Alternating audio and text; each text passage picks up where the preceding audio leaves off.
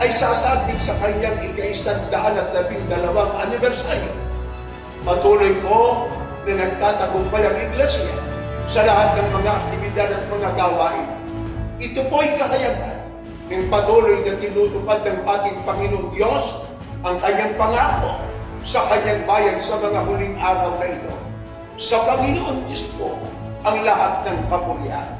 Kami po sa distrito ng Iloog City, Visayas Oriental, ay bumabati sa ating tagapamahalang pangkalahatan, sa kapatid na Eduardo B. Manalo, sa ating pangalawang tagapamahalang pangkalahatan, sa kapatid na Angelo Irenio Manalo, at sa lahat ng mga kapatid sa Iglesia sa buong mundo.